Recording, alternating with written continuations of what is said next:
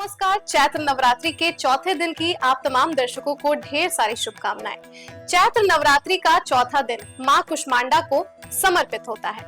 मान्यता है कि जब सृष्टि में चारों ओर अंधकार ही अंधकार था, तब मां कुष्मांडा ने अपनी मंद मुस्कान से इस ब्रह्मांड की रचना की थी। इसलिए इन्हें सृष्टि की आदि शक्ति कहा जाता है। यह दिन हमें सिखाता है कि जीवन में चाहे कितनी भी नकारात्मकता क्यों न हो, एक छोटी सी सकारात्मक सोच और आस्था सब कुछ बदल सकती है। माँ की कृपा से जीवन में ऊर्जा, स्वास्थ्य और उत्साह का संचार होता है। इस दिन का महत्व बहुत गहरा और आध्यात्मिक होता है। माँ कुष्मांडा को सूर्य लोक की देवी माना जाता है, इसलिए इनकी पूजा करने से तेज, ओज और आंतरिक शक्ति मिलती है।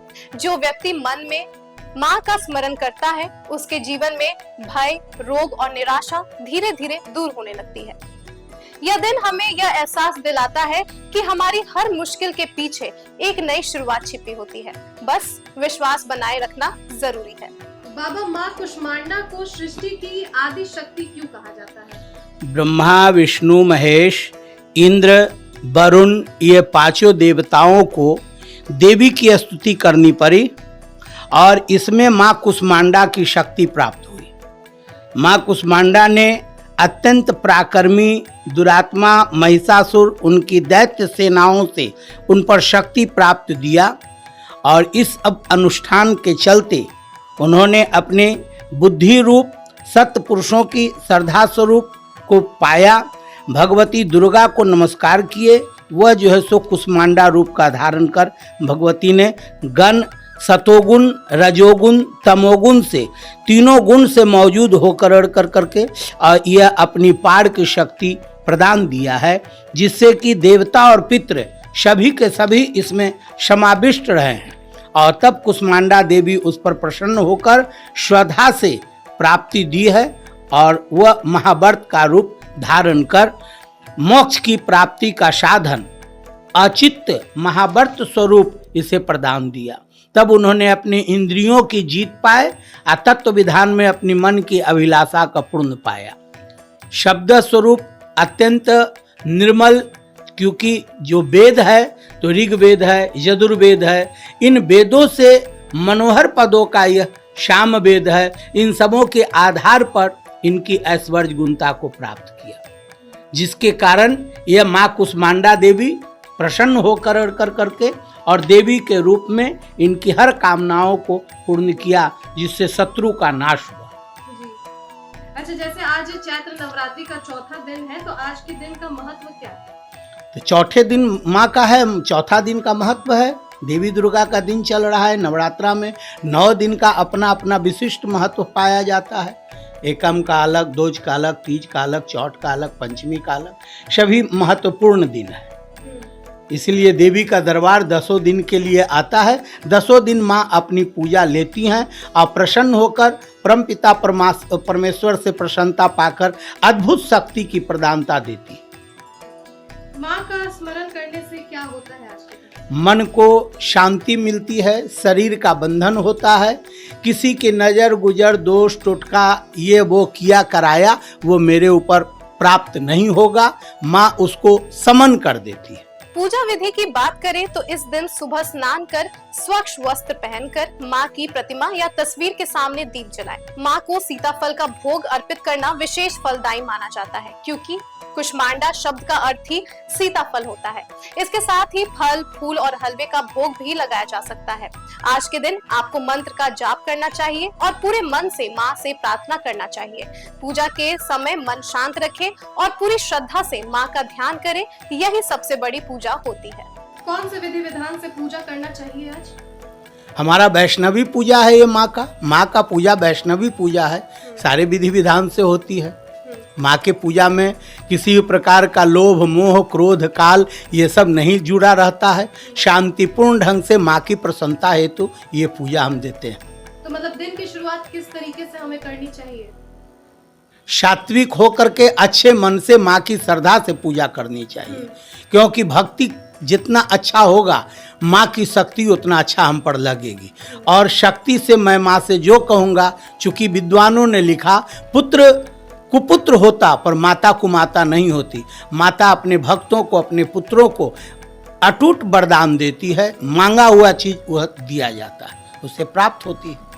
पूजा में हमें क्या कुछ सामान को शामिल करना चाहिए?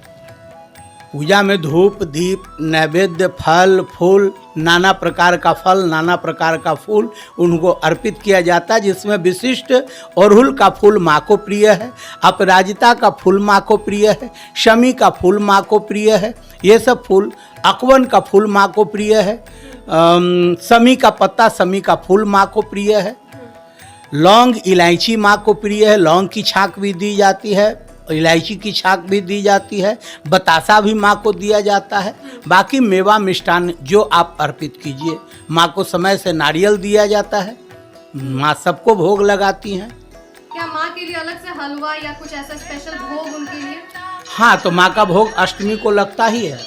माँ का भोग लगता है हलवा, पूड़ी, चने का घुगनी, ये माँ का प्रिय भोग है, जो ये भोग उनको दिया जाता है। शायद इसी वजह से नौमी वाले दिन यही चीज कन्या को खिलाया हाँ, कुमारी कन्या को इसी खिला कर करके, यही भोग कुमारी कन्या को दे करके तब उसको प्रसाद स्वरूप हम लोग भी ग्रहण करते हैं। चौथे दिन का पौराणिक कथा क्या है? कुष्मांडा देवी। इसमें कुष्मांडा देवी का बहुत बड़ा ही प्रारूप था। जो सेना क्षण भर में उन्हें कोप से उनको नष्ट करना था, इसीलिए वह उन पर अपनी शक्ति बाण लगा कर करके तब कल्याणी बुद्धि प्राप्त की, और यह पुरुषों का चिंतन करने के लिए, जिससे कि दुख, दरिद्र और भय ये हरने वाली देवी हैं कुष्मांडा। इसीलिए दुख, दरिद्र और भय इन सबों का वह निवारण की। सिवाय दूसरी कौन है जिसका चित्त सब प्रकार से दयार्ध रहता हो? हे देवी, यह संसार में राक्षस चिरकाल नरक को रहने के लिए वह पाप करते थे, और उसी पर स्वर्गलोक में इसकी प्राप्ति पाया, जो शत्रुओं पर शास्त्रों का प्रहार कर करके और शस्त्र से उसको वेध कर करके ज्ञान बुद्धि विवेक से उस मार्ग से दुख असुरों को हटाया गया, सुख सौभाग्य समृद्धि की प्राप्ति हुई। तब माँ कात्यायनी का मुख दर्शन हुआ। देवी उस पर दुराचारियों के बुरे बर्ताव को उन्होंने मिटा दिया, हटा दिए, बुरा दूर हो गया। और ऐसा ही रूप देख करके भगवान भगवती का चिंतन, जगन माता दुर्गा की स्तुति नंदन वन में जाकर के यह किया गया था, जिससे कि उनकी देवी की प्रसन्नता से देवी और देवता दोनों के दोनों अत्यंत खुश और प्रसन्न हुए। ऋषि कहने लगे कि जहाँ पर कल्याण के लिए भद्रकाली देवी हैं, जो हर तरह से स्वयं तथा अस्तु कह कर के वरदान देते हैं और यह कार्य पूर्ण होता है। तो आपको बता दें कि इस दिन क्या करें और क्या ना करें, यह भी उतना ही महत्वपूर्ण है।